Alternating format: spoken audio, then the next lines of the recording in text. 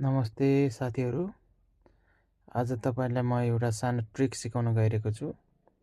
हाम्रो नेटवर्क नहुँदा पनि कसरी फोन गर्ने भनेर, कहिलेकाहीँ नेटवर्क नहुन सक्छ, कसैको कोठामा नेटवर्क नलाग्न सक्छ, नेटवर्क नहुँदा पनि फोन गर्न मिल्छ भनेर चाहिँ तपाईलाई सिकाउन गइरहेको छु।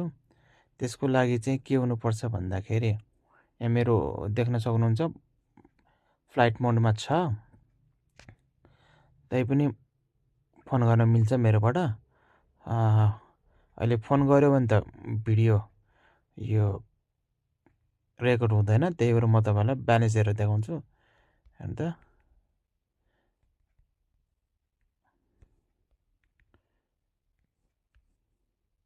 ल ब्यालेन्स देखायो, एउटा सिमको देखायो, अर्को सिमको पनि हेर्नु त। ल यसरी ब्यालेन्स देखाउँछ। अब यो कसरी भएको भन्दाखेरि तपाईको सेटिङमा जानुस्।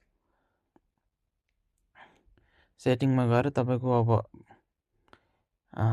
यहाँ मोबाइल नेटवर्क भित्र हुन्छ, अनि मोबाइल डाटा भित्र यहाँ वाइफाई कलिङ भनेर सर्भिस हुन्छ, त्यो इनेबल गर्नुभयो भने चाहिँ यो पुरानो फोनमा चाहिँ नहुन सक्छ, नयाँ फोनमा चाहिँ यो प्राय हुन्छ।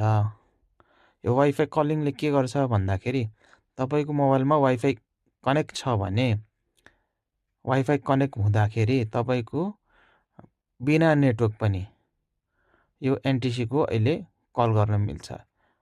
पुरै हाई क्वालिटीमा तपाईले यो वाइफाईबाट कल गर्न मिल्छ। यसबाट लाग्ने शुल्क भनेको नर्मल शुल्क नै हो। फेरि वाइफाईबाट कल गर्दाखेरि फ्री हुन्छ भन्ने चाहिँ होइन, जति लाग्नुपर्ने त्यो शुल्क लाग्छ। तपाईको त्यहाँ भेटेन भने चाहिँ तपाईले वाइफाई कलिङ भनेर सर्च गरेर पनि यहाँ खोज्न इनेबल गर्न सक्नुहुन्छ। वाइफाई कलिङ भनेर तपाईले इनेबल गर्न सक्नुहुन्छ। ट्राई गर्नु होला, तपाईको मोबाइलमा पनि यस्तो सुविधा छ कि छैन हेर्नु होला। हस्, धन्यवाद।